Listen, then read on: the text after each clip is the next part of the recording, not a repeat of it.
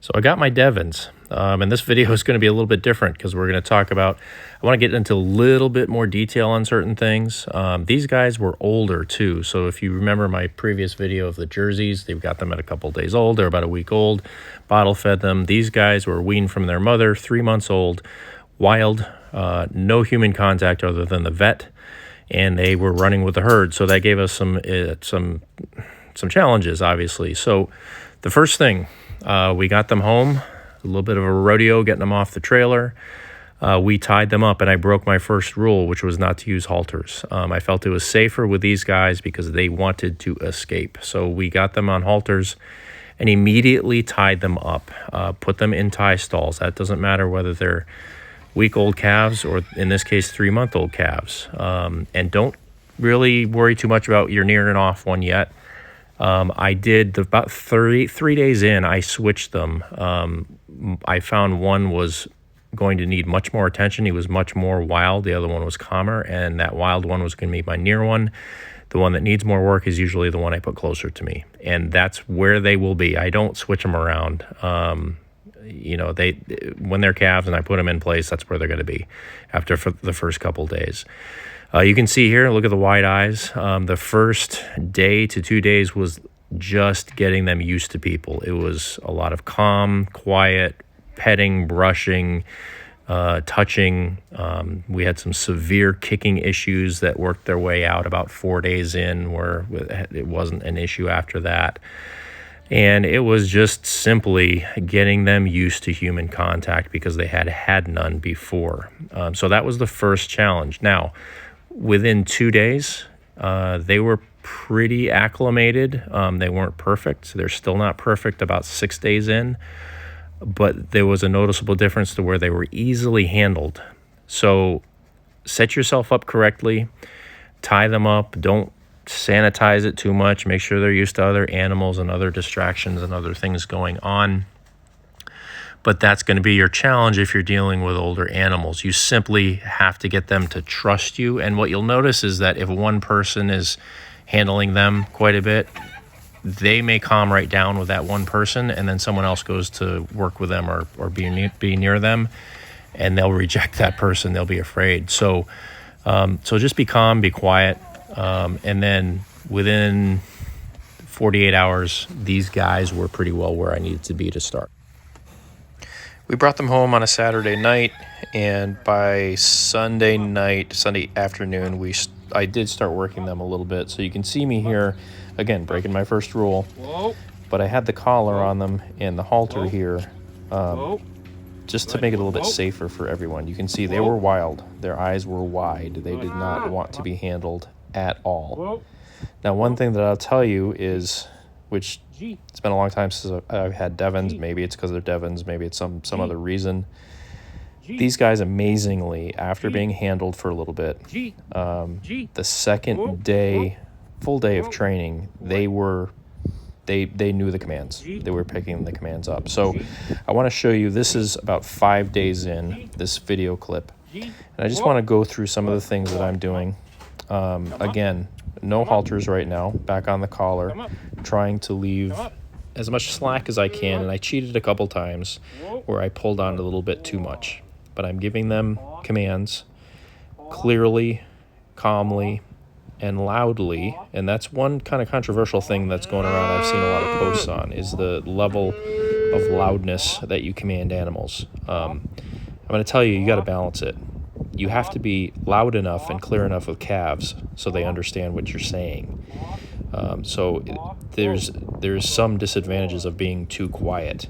You can quiet down over time, but you have to let them know what you're saying when you're training them. Now, my goal, what's going through my head with this training session, is I want to see, because they've calmed down, I've given them a couple days, they seem to understand what I'm trying to do. I've got them confined in a small area, which is to my advantage. Use that small area as part of your training area, fence it in, or do it inside of a barn. Because if your area is too big, you're going to be chasing them around even if they're on a lead. So use that as part of the training process. So my goal right now is I want to actually try to get them off the lead. And again, remember, this is five days or so training. So I've taken the lead off. he can't get away from me. I've built enough trust in him that, you know, he's not scared now, which was the biggest challenge we had to overcome. And if he goes the wrong direction, I'm going to grab his collar, but I'm also going to fight that instinct to grab him. So you can see we're doing a hot turn, and he's listening. He's listening because that's what I expect of him, and that's what we're working towards. Again, it's a race against time to get the lead off, and if you do it early, even the first week of training, and you do it in a confined area, see, he tries to go off in the wrong direction, we just stop him, and then we correct him as well, and then we make another full turn, praising him as we go. You'll also see the position of my body. I'm trying to stay around his left shoulder. I'm trying to give him enough time to think about the command. If he doesn't come up, we're going to just pinch his tail head a little bit and get him to move up. But also, giving him space is as big a training opportunity as anything else. So if he stops and he's calm, walk away a few feet. Get away from him. That way he knows that he still needs to behave even if you're not right up on top of him, and fight the instinct to grab and to tug and to pull. So use the stick and use your voice, even if it's completely uncomfortable and doesn't feel right, which it will. You'll want to go off one direction. You need to control yourself using your voice and using the stick. Okay, so you can see I'm trying to get him to back up. I'm hitting the ground a little bit. He's not wanting to cooperate. But I'm not grabbing him and pulling him back at this point. I'm still trying to command him back to the original position that I had him. He wouldn't come, so I pushed him a little bit, which is fine. And now we're going to back up. Even if it's one step back in the original position, we're going to back up. One step, we're good. And we praise him. So don't be afraid to train backing up early on as well. You know, here's an animal that had never been handled by people other than the vet up until less than a week ago. So, you know, it's fantastic how well he's doing. And it just goes to show also, you know, I hate to say it, but the intelligence of the Devons as well, how quickly they catch on.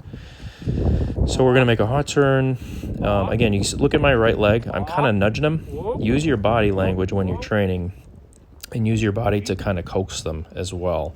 So your primary job is to get them to listen to your voice and to the tapping of the stick so that they get used to that. But as you're making a hot turn, kind of you can knee him in the rear end a little bit and keep the stick on his right shoulder or right in front of his right eye or right ear, and that will kind of coax him to the left. You can see he's going to scratch himself. Stand, step back, give him some room. Let him know that you expect him to behave even if you're not right on top of him. Again, that's as important as training anything else, because that's what truly gets you an independent team when they're 6 months old, 12 months old, 3 years old, so you don't have to rely on any leads or halters. So you can see here we're making a hot turn, and he's getting a little tired. This is why the training routine, when they're little like this, it's important to stick to 10 to 15 minutes. Refer to some of my other videos as far as some details on that, but 10 to 15 minutes, 2 to 4 times a day. If you're consistent with that, that's tops on what you want to do. So go ahead and stick to that routine if you want some good results. So we're making a hot turn, and we're going to let him kind of calm down and relax and stop. And then we're going to back him up a little bit. You know, but when they're this young, backing up, success with backing up is one step back. One step at a time. And you see I don't have him up against the fence. You know, he's kind of on his own. If you have him up against the fence, then that makes it a little bit easier, because then they can use that as a guide as well. But just one step at a time is all you really need to do in the beginning, and then you add more steps. So we're going to put the lead on him, and then we're going to bring him back into the barn. And again, that's my goal, is to get him off that lead as soon as possible. It doesn't have to be a year old to get off the lead. He can be, in this case, he's 3 months old, and he's been training for 5 days.